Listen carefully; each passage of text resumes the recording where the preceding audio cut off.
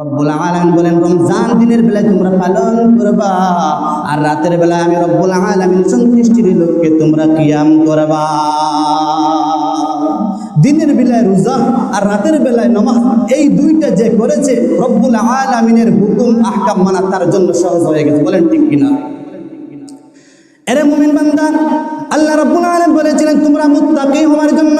তুমি যদি মুত্তাকি হয়ে যেতে পারো, আল্লাহ ওয়ালা হয়ে যেতে পারো, কিছু করণীয় আছে। মুত্তাকি কাকে বলে? হযরত আলী রাদিয়াল্লাহু তাআলা আনহু বলেছেন চারটা জিনিসের উপর আমল যদি কেউ করে তাকে মুত্তাকি বলা হবে।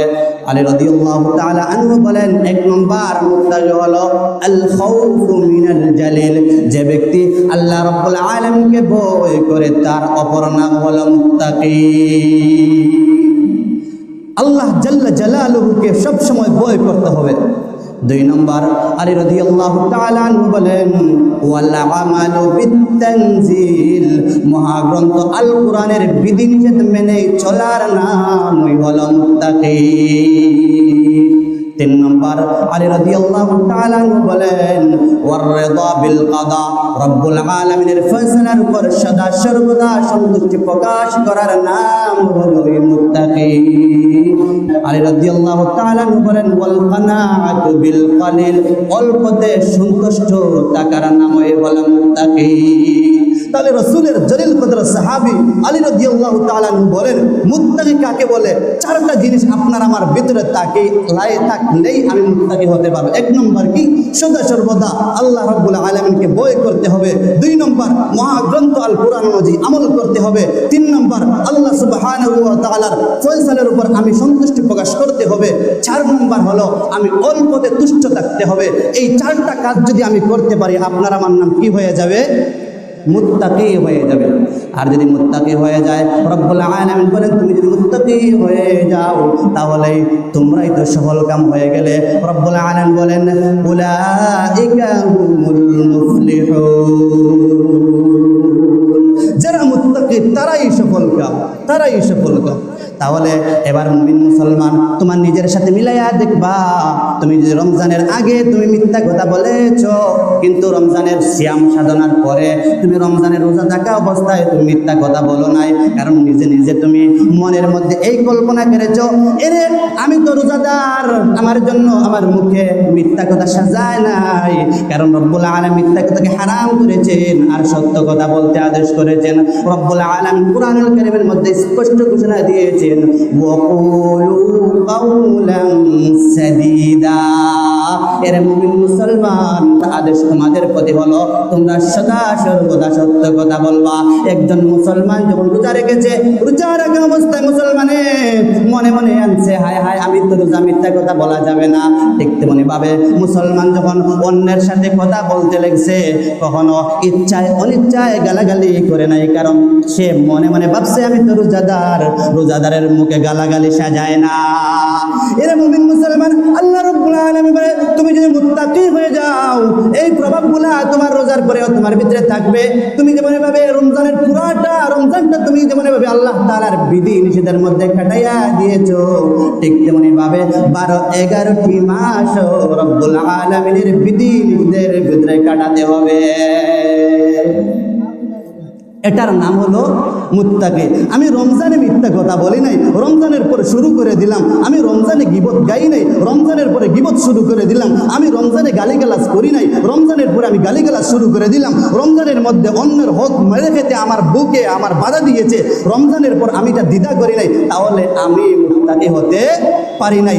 রব্বুল আলামিন তোমাকে যেই জন্য রোজা দিয়েছেন এটার প্রতি তুমি সাকসেস হও নাই।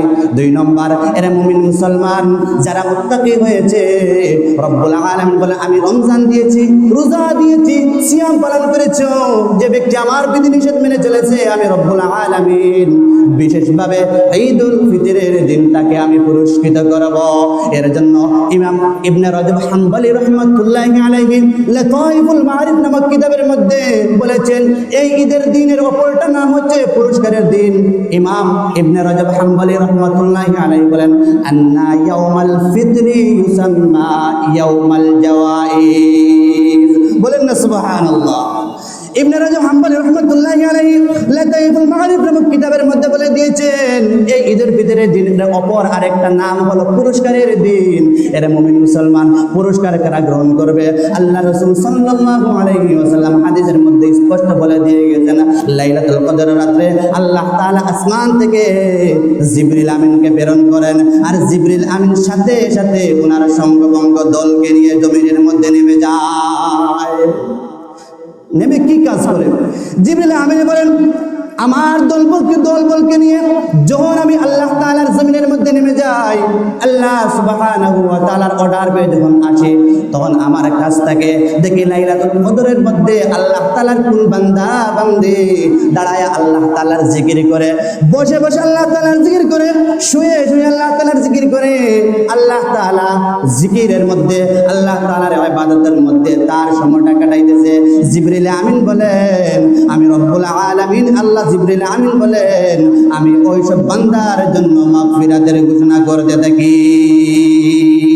শুধু তাই নয়, যখন মানুষ সিয়াম পালন করেছে লাইলাতুল কদরের মধ্যে, সে সময় কাটিয়েছে আল্লাহ তাআলার ইবাদত করেছে, তখন মানুষ যখন মুসল্লার মধ্যে আসে, ঈদগাহর মধ্যে আসে, তখন ওই সব ফেরেশতারা ওই মানুষকে আল্লাহ সুবহানাহু ওয়া তাআলা আদেশ অনুযায়ী মাগফিরাতের বার্তা শোনাইতে থাকে। ইমাম জুহরি রহমাতুল্লাহি আলাইহি লাতাইফুল মাআরিফের মধ্যে এনেছেন, ইমাম জুহরি রহমাতুল্লাহি আলাইহি বলেন, রোজাদাররা যখন মাঠের মধ্যে আসে, ঈদগাহর ময়দানে আসে, আল্লাহ সুবহানাহু ওয়া তাআলা ফেরেশতাদেরকে লক্ষ্য করে আদেশ করেন, লক্ষ্য করে বলেন, এরে আমার ফেরেশতারা, আমি তোমাদের কাছে জানতে চাই, এ আমার বান্দারা এটার মধ্যে কেন এসেছে? ইমাম জুহরি রহমাতুল্লাহি আলাইহি বলেন, ইযা কানা ইয়াউমুল ফিতরি, যখন ঈদের ফিতরের দিন আসে, খারাজান নাস ইলাল জাব্বানি, মানুষ খোলা মাঠে ঈদের জন্য চলে আসে। তো আল্লাহ সুবহানাহু ওয়া তাআলা জিবরিল আমিনকে লক্ষ্য করে বলেন, এরে জিবরিল আমিন, তোমাকে আমি জিজ্ঞেস করতেছি এরা কিসের জন্য এসেছে? জিবরিল আমিন লক্ষ্য করে বলে, আল্লাহ তোমার দেওয়া 1 মাস সিয়াম পালন করেছে, তোমার বিধিনিষেধ মেনেছে এবং পুরস্কারের দিন পুরস্কার নিতে এসেছে। আল্লাহ রাব্বুল আলামিন বলেন, আমার বান্দা কার জন্য রোজা রেখেছে? জিবরিল আমিন উত্তর দেয়, আল্লাহ আপনার জন্য রোজা রেখেছে। শুধু তাই নয়, আল্লাহ তাআলা আবার জিজ্ঞাসা করে, এরে আমার জিবরিল, আবার তোমার কাছে প্রশ্ন হলো, আমার বান্দা রাত্রে যে নামাজ পড়েছে কার জন্য পড়েছে? জিবরিল আমিন সরাসরি উত্তর দেয়, আল্লাহ আপনার জন্য পড়েছে।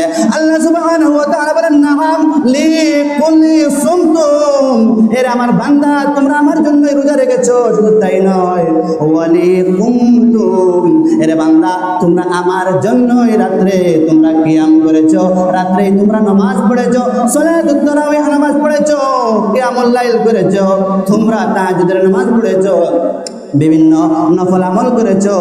আর তোমরা জেনে রাখো, আমি রব্বুল আলামিন তোমাদেরকে বলতেছি, তোমরা ইরজিউ মাগফুরান লাকুম, তোমরা আজকের দিন আমি রব্বুল আলামিনের পক্ষ থেকে তোমরা ক্ষমা প্রাপ্তির ঘোষণা নিয়ে বাড়িতে যাও।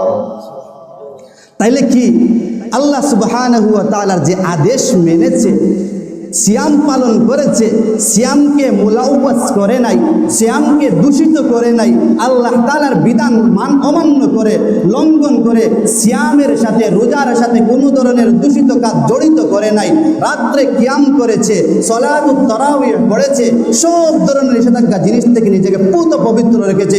রব্বুল আলামিন বলেন, এই ঈদের দিন আমি রব্বুল আলামিন তাদেরকে ক্ষমার ঘোষণা দিয়ে দিলাম। এরা মুমিন মুসলমান। শুধু তাই নয়, আল্লাহ রব্বুল আলামিন বলেন, কোন বান্দা যদি আমি রব্বুল আলামিনের হুকুমকে প্রাধান্য দেয় আর মুত্তাকি হয়ে যায়, আমি রব্বুল আলামিন বলে তাদেরকে আমি জান্নাত দান করব। আল্লাহ রব্বুল আলামিন কুরআনুল কারীমের মধ্যে বলেন, ইন্নাল্লাযীনা আমানু ওয়া আমিলুস সালিহাত, যে ব্যক্তি 1 নম্বর ঈমান এনেছে, নেক কাজ করেছে, রব্বুল আলামিন বলেন, কানাত লাহুম জান্নাতুল ফিরদাউসি নুজুলা,